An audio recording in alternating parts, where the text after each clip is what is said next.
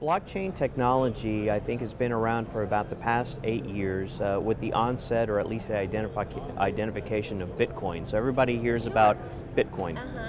But since then, it's really evolved. And so blockchain, which is the underpinning technology of Bitcoin, is actually, there are different protocols now. So for a competing one called Ethereum, Ethereum acts as a protocol, and that token is a smart contract.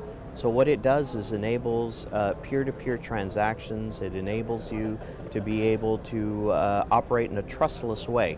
What does trustless mean? When Sounds bad. Well, it is in a way. Think about the recent hacks that we've had with Equifax. Sure. So with Equifax, 140 million Americans were affected by these hacks. And I looked it up myself. It says, yes, you're under risk.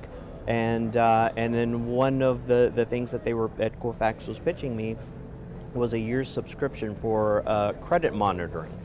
But what if you could take all of that back? What if you could own your own identity? What if you could transact with a peer or with someone you've never met before in a trustless way that was managed by a smart contract? That is what blockchain technologies promises to deliver in the future. All right, how is that hack-proof? Blockchain technology, that's actually a really good question. And although I'm not, let's say, intimately familiar with the underpinnings of the technology, what I know is that it's built on a network.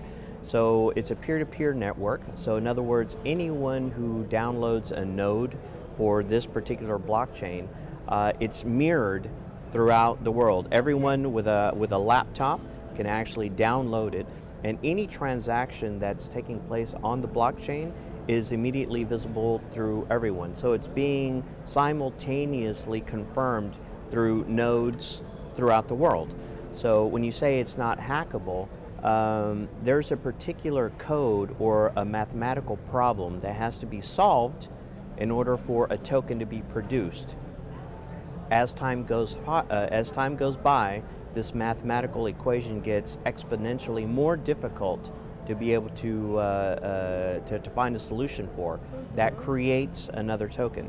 So over time, the network gets to a point where it's virtually unhackable, because it would take the combined computing power of half the computers in the world to be able to break it, if in that some way manages. Yeah, okay, I love that.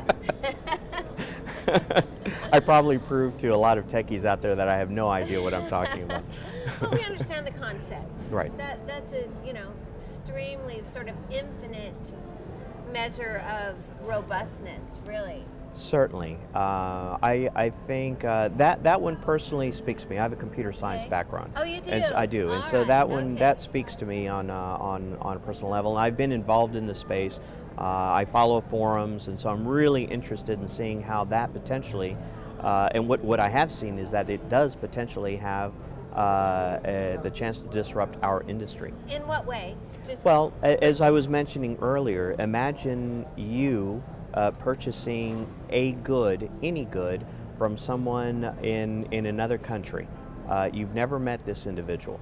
You both operate in a virtual space where it's a market, and the market, the means of being able to exchange on that market is a token that's exchanged on the blockchain. So you've never met this individual. You're able to purchase a good. You're able to have it shipped from decentralized services. So maybe it's the Uberization of transport, for example. Okay. So perhaps you can get somebody to find it. It's not necessarily a centralized company that has a fleet of trucks. It could be an individual that says, yes, I will take this from point A to point B and deliver it to you. You don't have to worry about whether you trust whether it'll happen, because the payment toggle within the transaction is controlled by a smart contract on the blockchain.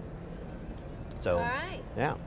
Well, we'll look for that one, right. and we hope you'll come back and give us an update. Thank you very much. All right. Thank you for having me. Thanks so much.